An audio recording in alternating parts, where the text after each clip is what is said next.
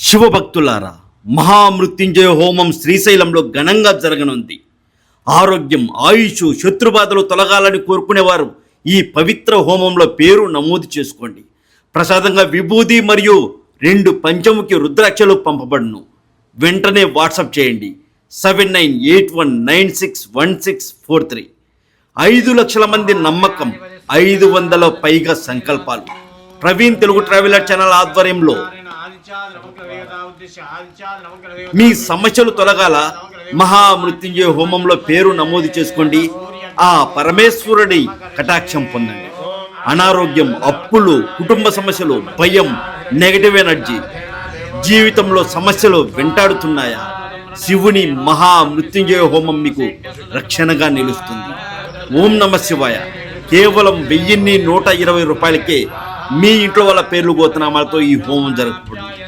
మీరు కాల్ చేయవలసిన number 7981961643. June 29వ తేదీ సోమవారం 2026. ఎవరు మిస్ అవ్వకండి.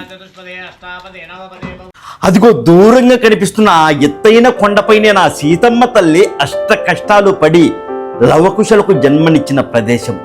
రాణిలా బ్రతకాల్సిన సీతమ్మ వాల్మీకి మహర్షి ఆశ్రమంలో అన్నీ వదిలి సాధారణ స్త్రీలా అందరితో కలిసి బ్రతికిన కొండ అది.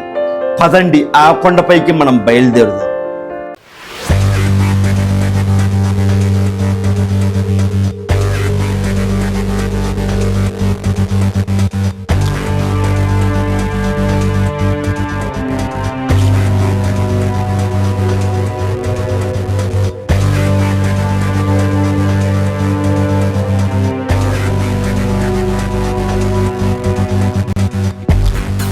ఇదిగో ఇక్కడ చూస్తున్న ఇదే సీతమ్మ తల్లి పసుపు దంచుకున్న రోలు.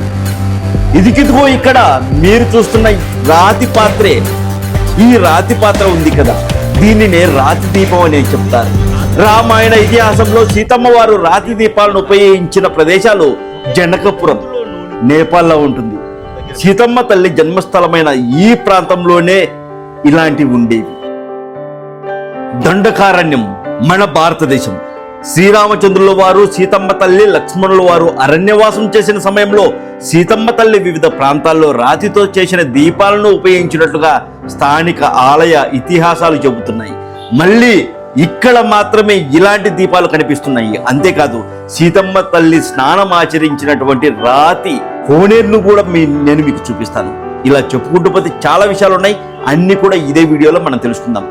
మన ఛానల్కు ఎందుకో తెలియదు వ్యూస్ రావట్లేదు. యూట్యూబ్ వాళ్ళ తప్ప, లేదా నా తప్ప, లేదంటే డివోషనల్ వీడియోస్ ఎవరు చూడట్లేదా? మన వీడియో కనిపించినా కూడా చూడకుండా వెళ్ళిపోతున్నారు అనేది నాకు తెలియట్లేదు.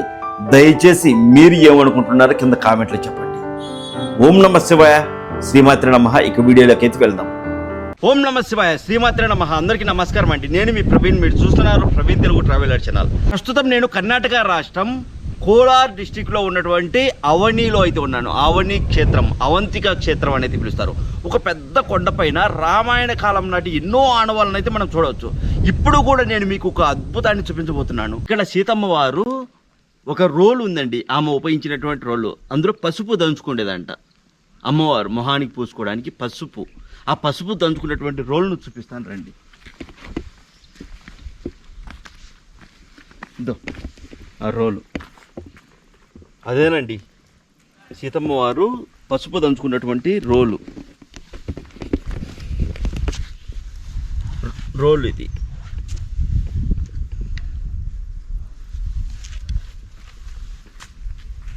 ఈ రోలు మీరు ఇక్కడ లక్ష్మణ తీర్థ పక్కనే మీరు చూడవచ్చు. ఇదో లక్ష్మణ తీర్థం ఉంది కదా ఇక్కడ, హనుమంతుల పాదాలు పక్కనే.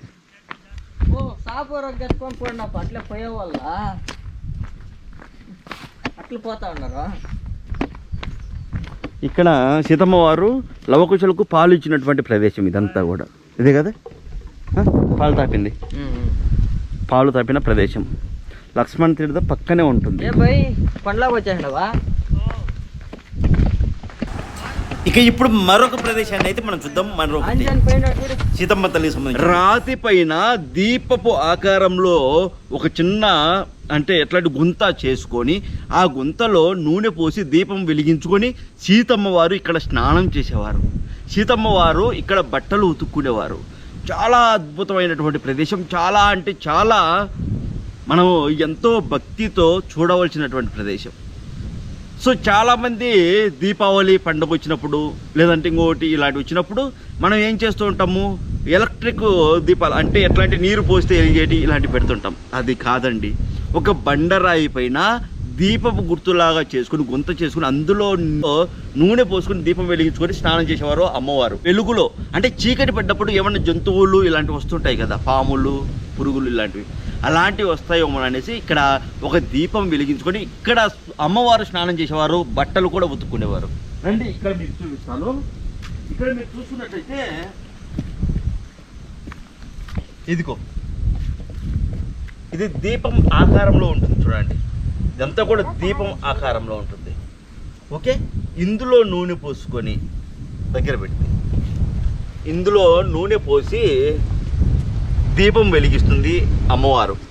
మాకు దగ్గర దగ్గర దగ్గర ఇక్కడికి పెట్టు. ఇదిగో దీపం, రాతి పైన ఒక దీపం ఆకారంలో ఇలా చూడండి, ఇలా ఉంది, బాగా క్లియర్ కనబడుతుంది. ఇందులో నూనె పోసుకొని దీపం వెలిగించుకొని ఇక్కడి నుండి ఇక్కడ వెలుతురు, ఈ వెలుతురుకు ఇక్కడ అమ్మవారు సీతమ్మ వారు స్నానం ఆచరించేవారు, స్నానం చేసేవారు. అలాగే బట్టలు ఉతుక్కుండేవారు ఈ ప్రదేశంలోనే. చూడండి, ఈ ప్రదేశంలోనే సీతమ్మ వారు స్నానం చేసేవారు, బట్టలు ఉతుక్కునేవారు. ఈ ప్రదేశం చూడొచ్చు, క్లియర్గా పడుతుంది కదా, చాలా క్లియర్గా ఉంది. అది ఏంటి, ఎంత లోతు ఉంటుంది? చాలా లోతు ఉంటుంది. లోతు చాలా లోతుగా ఉంటుంది. చాలా లోతుగా ఉంటుంది. ఎంత ఒక మనిషి పట్టేమైనా ఒక మనిషి నిల్చుంటే లోపలికి వెళ్ళిపోతారు, అంత లోతుగా అయితే ఉంటుందంట. ఇక్కడి నుంచి పైపు ద్వారా నీరు అయితే ఎక్కడికో సరఫరా ఉంది కదా పైకి. ఇక్కడ నీరు వాటికి ఇవి సీతమ్మ గుడి కాడ పైనకి వాటికి అయ్యే వస్తుంటాయి నీరు. ఒక్క రోజు కూడా సరఫరా కూడా చేసుకుంటారు. ఒక్క రోజు కూడా నీళ్ళు తక్కువ కాదు, నీరు ఇంతే ఉంటాయి. సో ఇది సీతమ్మ వారికి సంబంధించినటువంటి ఆనవాళ్ళని చెప్పచ్చు. ఇక్కడే అమ్మవారు బట్టలు ఉతుక్కున్నారు. ఓకే, ఇది సీతమ్మ వారు అవని ప్రాంతానికి ఈ కర్ణాటక రాష్ట్రంలో ఉన్నటువంటి ముల్బాగుల్ తాలూకా కోలార్ జిల్లాలో ఉన్న ఈ ప్రదేశానికి, ఇది బెంగళూరు నుంచి 100 కిలోమీటర్ల దూరంలో ఉంటుంది. ఈ ప్రదేశానికి సీతమ్మ వారు ఈ ప్రాంతానికి ఎందుకు వచ్చారు అని నాకు సందేహం వచ్చింది. ఆ సందేహం తీర్చుకోవడం కోసం నేను కాస్త రీసెర్చ్ అయితే చేశానండి. రామాయణంలోని ఉత్తరకాండం ప్రకారం సీతాదేవి అంటే సీతమ్మ వారు తన 2వ వనవాసంగా పరిత్యాగం అంటారు, పరిత్యాగం సమయంలో ఈ ప్రాంతానికి వచ్చారు అని తెలుస్తుంది. రాముల వారి పరిత్యాగం, రావణ సంహారం తర్వాత అయోధ్యకు రాణి అయినటువంటి సీతమ్మ తల్లిపైన ఒక సామాన్య పౌరుడు నింద వేస్తాడు. రాజుగా ప్రజల నమ్మకాన్ని కాపాడటం కోసం గర్భవతిగా ఉన్నటువంటి సీతమ్మ తల్లిని అడవిలో విడిచిపెట్టాల్సిందిగా శ్రీరామచంద్రుల వారు లక్ష్మణుల వారిని ఆజ్ఞాపిస్తారు. లక్ష్మణ స్వామి ఆమెను అడవిలో విడిచిపెట్టి వెళ్ళిన తర్వాత ఒంటరిగా ఉన్న సీతమ్మను వాల్మీకి మహర్షుల వారు తన దివ్య దృష్టితో చూసి కాపాడతారు. ఆయన ఆమెను అవని కొండలపైనే, ఇప్పుడు మీరు చూస్తున్నటువంటి ఈ కొండలపైన ఉన్నటువంటి తన ఆశ్రమానికి తీసుకువచ్చారు. లవకుశుల జననము ఇక్కడే జరిగింది. వాల్మీకి మహర్షి రక్షణలో సీతమ్మ తల్లి ఇక్కడే నివసించింది. లవకుశలకు ఇక్కడే జన్మను కూడా ఇచ్చింది. వారు ఇక్కడే పెరిగి వాల్మీకి మహర్షి వద్దే విద్యలు మరియు శస్త్ర విద్యలు నేర్చుకున్నారు. శ్రీరామచంద్రుల వారు పంపిన అశ్వమేధ యాగానికి సంబంధించిన గుర్రాన్ని లవకుశలు బంధించిన ప్రదేశం కూడా ఇదే. ఈ కారణంగానే లవకుశలకు మరియు లక్ష్మణ భరత శత్రుఘ్నులతో పాటు శ్రీరామచంద్రుల వారికి ఇక్కడే యుద్ధం జరిగింది అని కూడా చెప్తారు. ఇలాంటి విషయాలు చాలా ఉన్నాయి. ప్రస్తుతం మన ఛానల్కు తక్కువ వ్యూస్ వస్తున్నాయి కాబట్టి లిమిటెడ్గా అయితే వీడియోస్ అయితే పెడుతున్నానండి. ఎందుకంటే చాలా కష్టపడి తీసినటువంటి వీడియోలు వృధాగా పోతున్నాయి. అందుకే ఇప్పటి నుంచైనా కనీసం మన ప్రవీణ్ తెలుగు ట్రావెలర్ ఛానల్లో పబ్లిష్ చేసే వీడియో చూసి ఆదరిస్తారని నేనైతే కోరుచున్నాను. ఇకపైన ప్రతిరోజు కూడా ఈ అవనికి సంబంధించినటువంటి వీడియోలు రోజుకు 2 ప్రదేశాలను అయితే నేను చూపిస్తాను. ఆ వీడియోలు మిస్ అవ్వకూడదంటే ఇప్పుడే మన ప్రవీణ్ తెలుగు ట్రావెలర్ ఛానల్ని సబ్స్క్రైబ్ చేయండి, పక్కనే ఉన్న బెల్ బటన్ క్లిక్ చేసి యాక్టివేట్ చేసుకోండి. చూస్తూనే ఉండండి మన ప్రవీణ్ తెలుగు ట్రావెలర్ ఛానల్. ఇప్పటివరకు సబ్స్క్రైబ్ చేయని వాళ్ళు ఖచ్చితంగా సబ్స్క్రైబ్ చేయండి. అలాగే వీడియో కింద మీ మంచి ఒపీనియన్ను కామెంట్ రూపంలో చెప్పండి.